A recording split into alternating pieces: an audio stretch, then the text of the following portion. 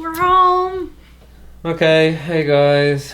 We just did the West Coast Trail. We just got back after a bunch of painful travelling. So we just came off the trail yesterday, so everything's fresh in our minds. So you have written down the list of things that might be useful for people to know, right? First and foremost, the thing that I would say to anyone considering doing it, beyond anything else, consider the gear that you kit yourself out with. Mm-hmm. As with anything else, whatever physical activity, the quality of your gear has a huge impact on your experience, I would say. It can make it a lot easier for you, a lot more comfortable for you if you have the right stuff. And it will make it easier for you to enjoy it and also impact your safety. When you sign up for the West Coast Trail, when you read all of the things that you can find online, everything says don't do the West Coast Trail as your first ever overnight backpacking or hiking trip. Have some experience. We did exactly the opposite. It was the first time we ever hiked with everything in our backpacks, camped, not with a car, just camped, and then hiked, and then camped, and then hiked. So it's the first time we ever did anything like that. But we did do a crap load of research, read pretty much everything we could get our hands on, and looked into all the gear. And I think that, in combination with a couple of other things that we'll talk about, meant that we had probably, I would say, all things considered, about as good of an experience as you could have doing it. I would say so. Anyway, let's talk about the gear. So, your daytime gear. Get yourself some good hiking boots. Yeah. And have them broken in. Really good hiking boots. So not like trail shoes, like below the ankle trail shoes. That's not gonna be good enough. It has to be 100% waterproof, like Gore-Tex, like heavy duty, good grip, above the ankle hiking boots. I would definitely concur with the grip part, because even with really, really good boots, there are certain parts of the trail, especially if you're going to be doing some of the beach routes and some of the rocky stuff especially, you need good grip, because even with good grip, sometimes it feels like ice skating. So grip can save your booty. So good quality hiking boots, and if you're thinking about doing the West Coast Trail, chances are it's not the only hiking that you're probably going to be doing, so it's worth your while shelling out a bit of money and investing a little bit in a really good pair of hiking boots that's hopefully going to last you 10 years or more. What's next on the list? Next on the list, definitely something that you would want to have with you are gaiters. Okay, so chances are you know what gaiters are, but if you don't know what gaiters are, they're like wraps, like waterproof and mudproof wraps that go around the lower part of your lower leg, and you strap them with a buckle underneath your boot, and they cinch down around the top of your boot. They can be with or without the buckle underneath. Yeah, they can also just be around the top of the boot. It creates like a seal, which basically turns your hiking boots into kind of like, almost like a pair of wellies, like Wellington boots. Like it stops mud, water most of the time, and general debris, leaves, sticks, sand, grit, dirt, everything from getting inside your boots. And we wore them every day that we hiked, and they worked like so well, like you wouldn't believe. Like stepped in puddles, like up to here, and you would think instantly your boot is gonna get completely full, but somehow, some way, the gaiters managed to stop my boots from getting flooded. So yeah, gaiters 100%. Next on the list, I would definitely recommend having multiple pairs of socks, good hiking socks, because pretty much no matter what the weather, which you should expect, you should prep for rain / mist / just walking through a lot of wet stuff. Aside from all that, you're going to be doing some intense long days whilst you're doing this. So it's also really a lot of sweat. Socks. And you can't necessarily always dry them properly overnight. Yeah. So have backups. So in addition to that, what really worked for me was, so I did the entire trail without getting a single blister. Now, I am quite a regular runner, so I think my feet are already reasonably tough when it comes to blisters. But that being said, I did do the entire trail in hiking boots with a single pair of hiking socks and a single pair of hiking sock liners, which I think saved me from getting any blisters at all.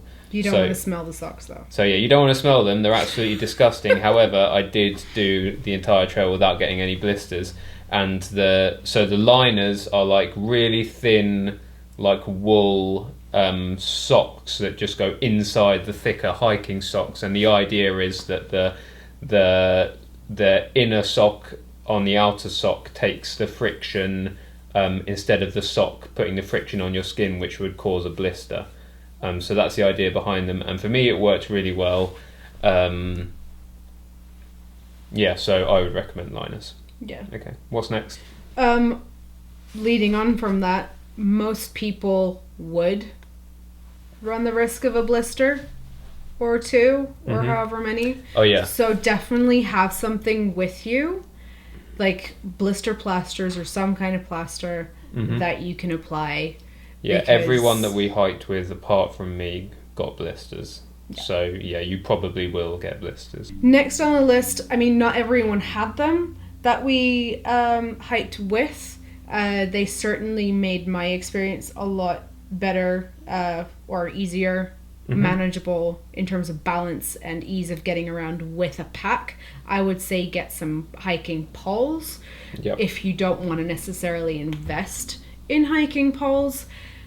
Find yourself a walking stick, like from the wood, as early in the trail as possible, because it helps in terms of navigating that terrain. Yeah, the hiking poles are super useful. Everyone that we hiked with who didn't have hiking poles found sticks and used them because they really needed them. But the hiking poles, like the two proper poles, were just so super useful.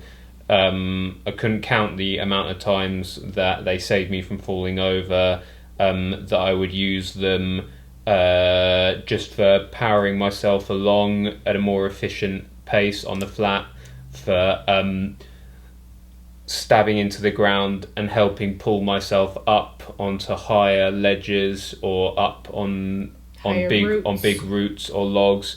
And the amount of times even more useful that you would use them to put down onto a lower level surface that you were going to step down into, so that you had something to support yourself when you took kind of a big step down. Because do not underestimate how much a pack, like the pack that you will be wearing whilst doing this, reduces your mobility. How much that influences your balance.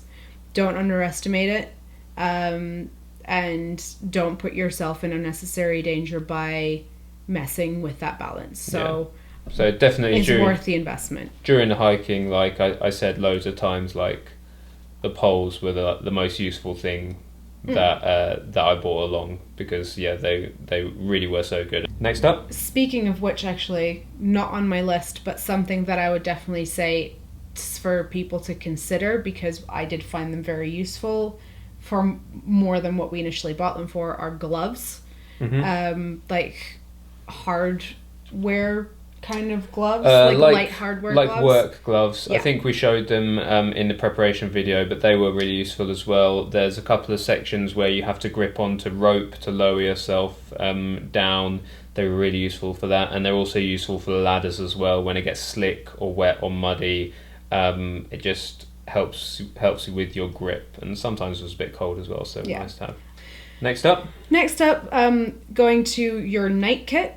Definitely have something to change into that is different from your daytime outfit. Have something that would be, because the temperature can drop quite a lot at night. All synthetic stuff. Don't bring anything cotton. It will just get sodden and wet with water. Just bring synthetic clothes. So yes. Your day hiking outfit, and then a night outfit, possible third outfit is a sleeping outfit, but your night outfit can double up for that. Yeah. Have a good tent is what I would say. With a waterproof fly, very important. Because there is a lot of condensation, lots of dew, that even if it doesn't rain, your tent will get wet. Yeah. I would say not necessarily necessary, but we would recommend also having a tarp with you. The tarp was really useful if you want to be able to, you get into camp and it's raining, you want to be able to sort your stuff out without getting water in everything, so you can just set up the tarp and immediately you've got some cover, and then you can sort of then take your time taking stuff out of your bag, setting up your tent and stuff, with some relative dry conditions under the tarp. So the tarp takes away some of the stress of trying to find shelter, like the fact that you've got a mobile shelter option with you for all your stuff whilst you're doing other things. Yeah, so consider the tarp. Yeah. Next up. Have a good sleeping bag, I would say. Really good sleeping bag. Synthetic fill rather than down fill. Unless you're super experienced at keeping that dry. If you're super experienced, then you're probably not watching this video. But if you are super experienced and you're watching this video, then you probably know more about this than we do. But we went for synthetic fill sleeping bag over a down fill sleeping bag. The reason for that is that with the synthetic fill, when it gets wet or damp, it still insulates. But down, that is goose feather down, when it gets wet, the feathers all clump together and it loses all its properties of insulation, so it doesn't keep you warm anymore. And pretty much everything that we took was in some varying degree of dampness or wetness by the time we finished. So even though we kept the sleeping bags inside waterproof sleeping bags the entire time that we weren't in use, they are still you can still feel that they are damp just from the air and from us the air, sleeping and it would get in terms of, we had a really good tent, but there's still some moisture that collects, either from the rain or from the condensation, etc. That will still touch on your bag, like anything that you have. So things will get damp to a certain degree. Next up. In terms of packing your food, because on this trail, you will do it for a number of days. Be sensible with your food. Try and be light. It does influence, obviously, the weight of your pack. Just be sensible. But I would very, very highly recommend having a few lightweight or, small treats for yourself, so that if after a hard day is something to motivate you, if you're doing, your 20th kilometer and you are kind of losing the will to live or to put one foot in front of the other. So, if you want to see what food we brought, then you can watch the preparation video. But, that worked out well.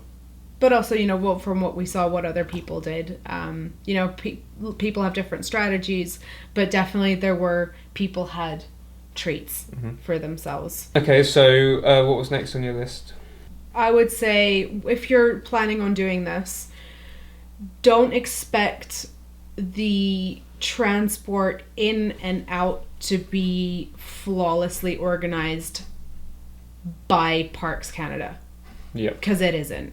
There is a shuttle that runs. It's licensed by Parks Canada, but isn't actually affiliated with them.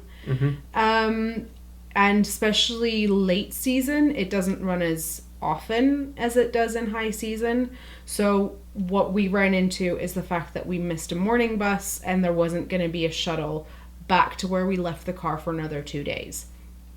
That's not necessarily what you want to hear when you've just been on the trail for 6 days and, you're sweaty and stinky and you just want to have a shower. Yeah, you don't want to hear that you have to camp out for another 2 days to get the next shuttle that will take you back to the other end of the trail to collect your car and drive out. Exactly. So there are options in terms of shuttles. What people did was to do orientation at one end, for example, and then leave their car, take a shuttle to the other end, walk down so that they end where their car is. That's highly recommended. A good strategy that we didn't do and regretted.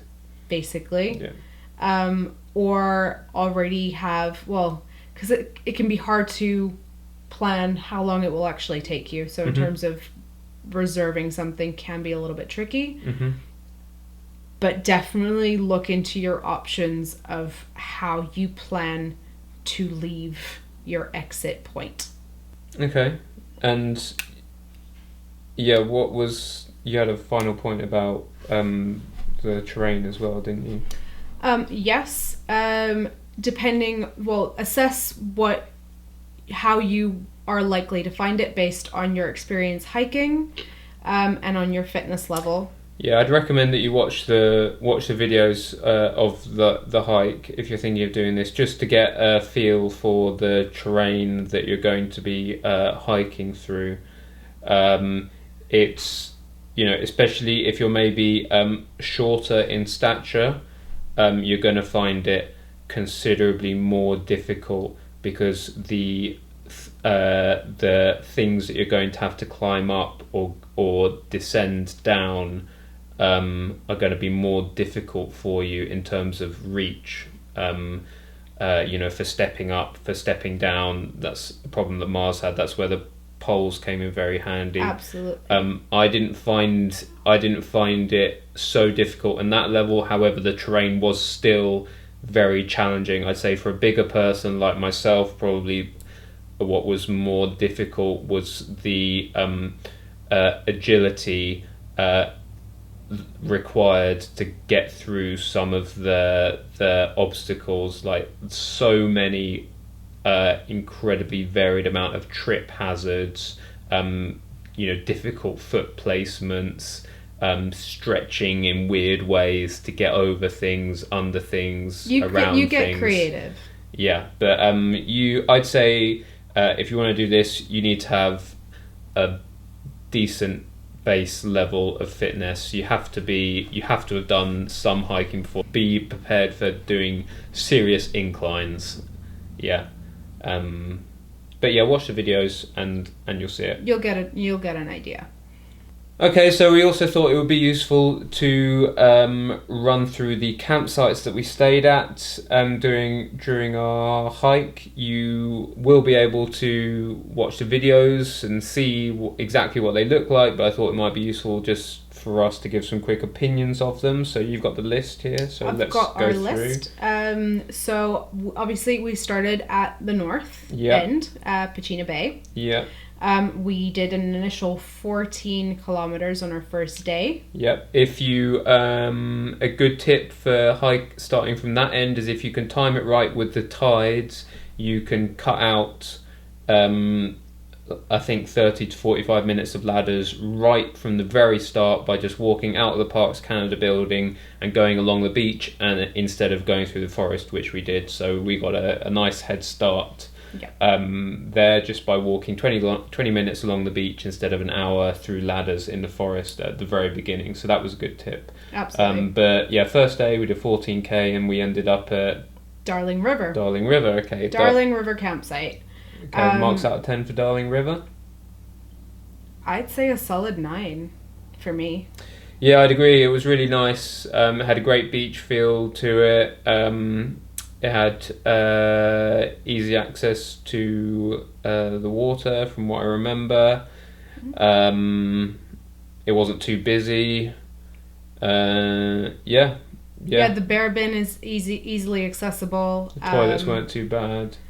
No, it has a very sort of more than the other ones really that we stayed at, was like a really bohemian feel, because you had all like the buoys like hanging from the trees. Yeah. We added our own. Yeah. And it just has a great sort of beach vista it was lovely, and it was a great first place to camp to start off. Okay. Then from there we set off on day 2, and we did 11K. 11K. To Susiat Falls at 25K. Yeah, so to Susiat Falls, it was really, really picturesque. Had a beautiful waterfall. Kind of the same beach feel as Darling, but kind of a bit bigger.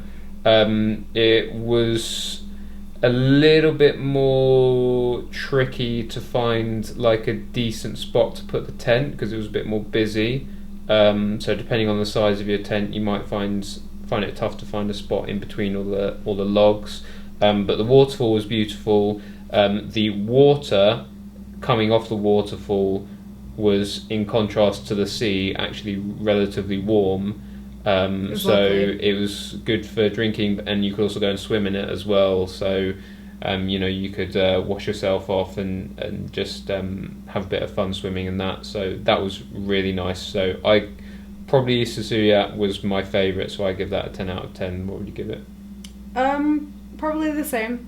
So the next day was day 3. Day 3, and we did 21K. It was monster day. A monster day.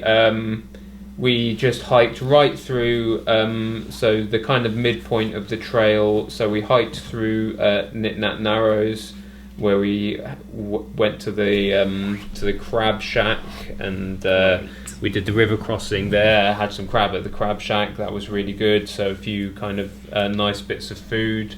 And we also went to Chez Monique's as well, the burger place, which you can see in the videos. But we ended up at Carmona Creek. Carmona Creek. It was.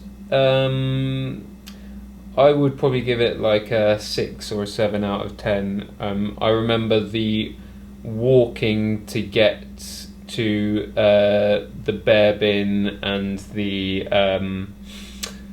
the outhouse, and to collect water as well, was just generally a bit more kind of walking around. Everything wasn't kind of so close together, and it just had kind of like less of not such a nice feeling to it.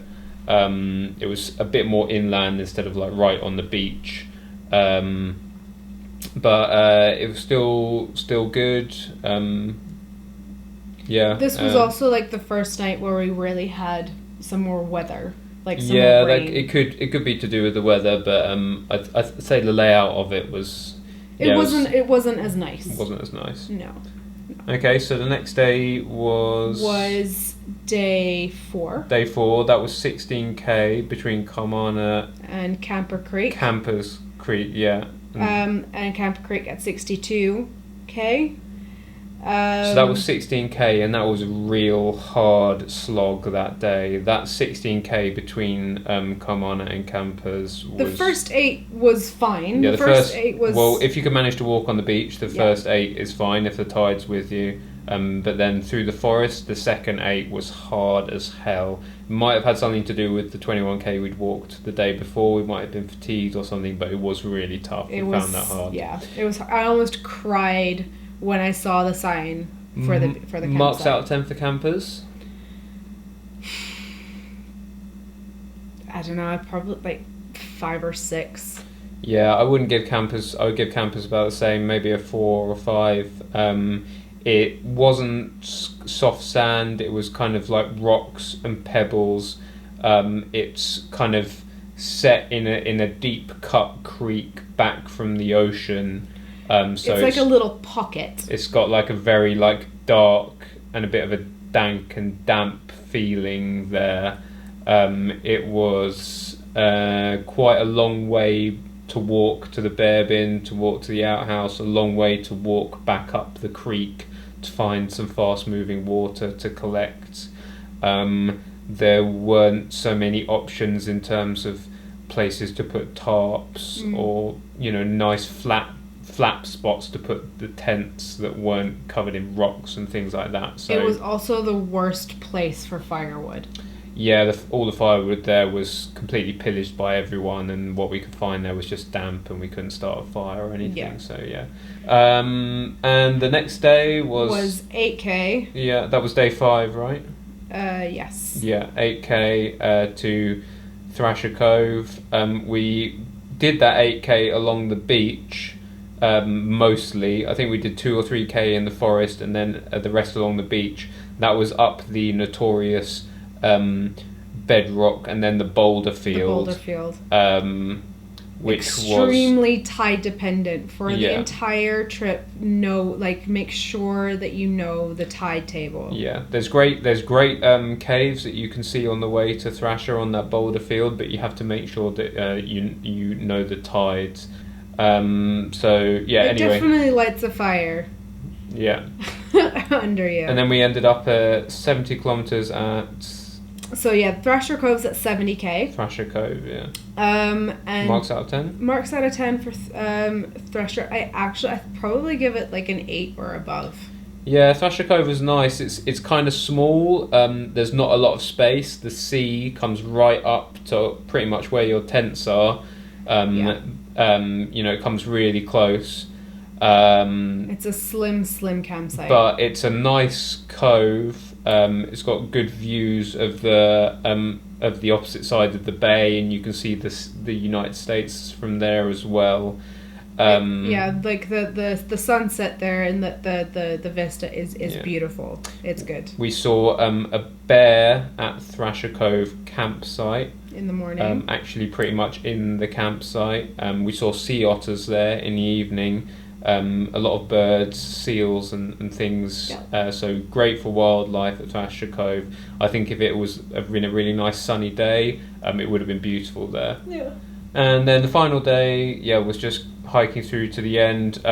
The last part between Thrasher and Gordon River was, I think, the steepest ascents and descents through thick forest roots and mud of the entire West Coast Trail. It was really steep ups, steep downs, and pretty tricky in parts, few falls and things which you can see in the videos.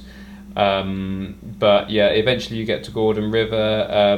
You do a final stupidly long, stupidly steep ladder, and then you get just for fun. You get picked up by a ferryman, and then you're at the opposite Parks Canada station in Gordon River, Port Renfrew. So in Port Renfrew, and that's where you hand in your permit and you let them know that you're safe and you're off the trail, so they don't have to worry about you.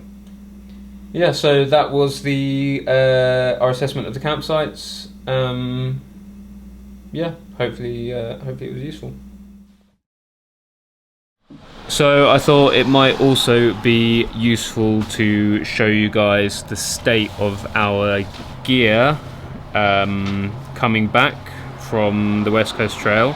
So we have literally not washed or touched any of our gear since we took it off. We just slung it all in the bag, and then we just got home.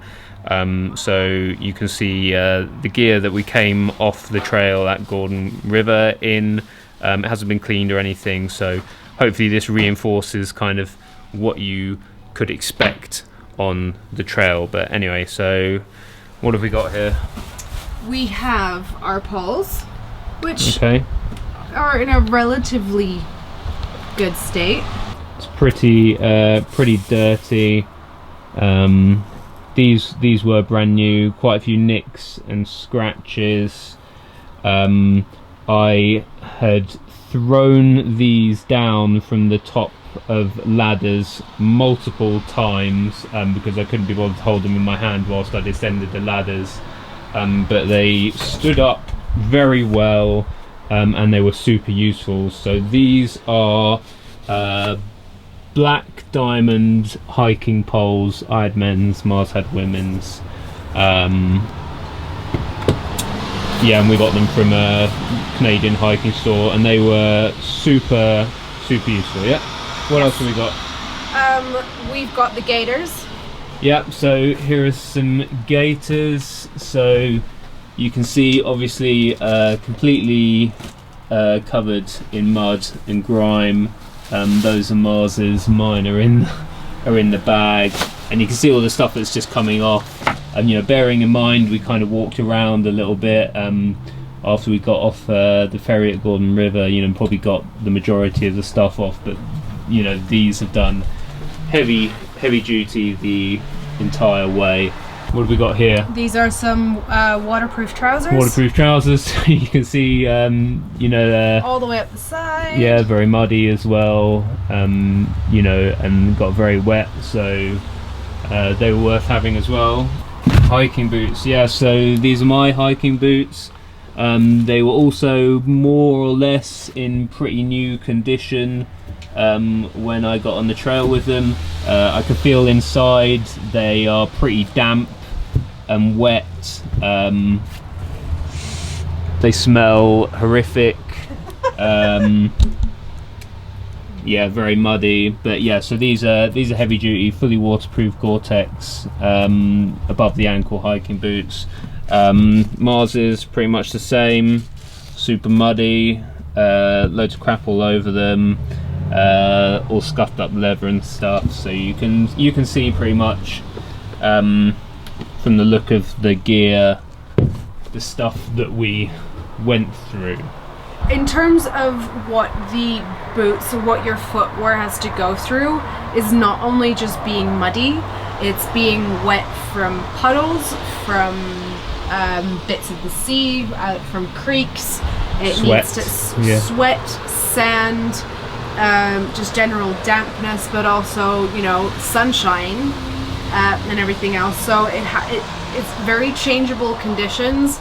So I would say just definitely get some durable, like hard-wearing footwear, because your feet will thank you, and you will thank yourself for a better experience, I would say.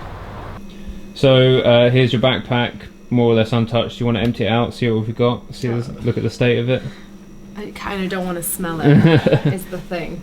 Yeah, so the backpacks, yeah, a good quality backpack is important. I'd say for 70 litre, 60 litre minimum, you want something with kind of extensibility where you can fit everything into it. I had a 55. Yeah. And I had a 75, so I took kind of more of the heavy equipment. So the backpack is, you probably can't see, but it's pretty sandy. The mud, the rain cover's also got mud and sand all over it. Let's see. So pungent, first of all. Socks and everything, all wet. I would say if I were to do it again, I would definitely bring a second pair to switch over sort of halfway. Okay. Because that does not dry. Med kit. Yep. Have a lightweight, watertight, waterproof med kit with stuff, blister stuff. Mm-hmm. Have painkillers with you. Have antihistamines with you, I would say. Yeah, you get plenty of bug bites. If you're allergic to bug bites or anything, bring antihistamines. Really useful. Yeah, the waterproof did good duty, right? Yep, absolutely. Both. Have a good quality waterproof with you. Absolutely. Let's have a look at both of our gloves. Yeah, so you can see the state of Mars's gloves. So these are just cheap work gloves, like $5 maximum, just from a hardware store. But you can see the kind of muck they went through, and they were really useful in highly terms of recommended. grip. Yeah. A good sleeping mat. Yep. That packs down reasonably well, I would say. Yeah, the Jetboil. This guy, really useful little camping stove. Jetboil. Yeah, this was great. Just really quickly reheating water. No messing around. It just boils water like quicker than a kettle. Really efficient, easy to set up, and you just boil the water, put it in your dehydrated food pouch, and then you got hot food really quickly without having to bring pots and pans and all sorts of heavy duty stuff with you. So yeah, worked really well. What have you got there? This is our quick dry towel, which at some point definitely did not dry. Let's give it a feel. Anymore. I can already feel the bag. The bag's completely wet. The towel is also completely soaked through, and it stinks of campfire smoke and sweat. Yeah. Okay. Lovely. Now, something that I would definitely also recommend, also for your tarp or for like hanging up stuff, is to have this guy, some rope, some line. And also bungee cords, really useful as well, just for attaching things and getting tarps tight and things like that. Yeah. Something that I would also recommend, especially for your sleeping bag, etc. Don't keep it in the original bag. Get a compression bag. A compression bag just like this with straps on the side that cinches everything right down. Yep. Yeah, so I think that's about it for the bag. Oh, do we want to have a quick look at the state of the tent? Bag. Wet and a lot heavier than it was originally meant to be. A lot heavier than it was originally. I'd wager to say that without opening it, everything is pretty covered in sand and completely sodden through. So we're not going to open it here in the kitchen. But I mean, you can pretty much tell the moisture on it. Oh yeah. And we tried hard. To keep it dry, in the morning, shaking it out and everything, and yeah. Okay, I think that's about it for bag review. I'd say so. Okay, so that's it for our review or roundup or advice for the West Coast Trail. Having just finished it, so I hope it's useful for you guys. If you do have any questions or if you have anything specific that you want to know, leave a comment. We're more than happy to. We can try and help you out. Yeah, to answer. But despite all of the negative stuff that we've said about how hard it was and everything, personally, I really, really enjoyed it, and I would highly recommend it for anyone who's even remotely interested. It's a proper adventure. You really feel like you're kind of surviving almost. There's pretty much zero supervision. You're just out there on your own, and you just got to deal with it, and you hope that your preparation works out, and it's a really good experience. I think it's an amazing thing to do. Yeah, we learned some stuff about what we're capable of ourselves. If we prepare and put our minds to it, and I think we work really well together. Yeah. I think we did well. Yeah, and a lot of respect for the wild now as well, actually, because a lot of situations you get out there, you see how quickly or how badly things could possibly go wrong, and the situations that you could get yourself into. So yeah, in all cases, use common sense. Yeah. Don't be unnecessarily stupid or silly. Respect the environment you're in. Yeah. So because it's also hard to get to if you do need help, mostly. So yeah, summing up, research, preparation, good gear, reasonable level of fitness, and have fun. And plan your entry and exit strategy. Oh, yeah. I cannot stress that one enough. Because, but most importantly, have fun. Yes. Have fun. And enjoy. And, be generally prepared. And just be prepared to just have a brilliant experience. Cheers, guys.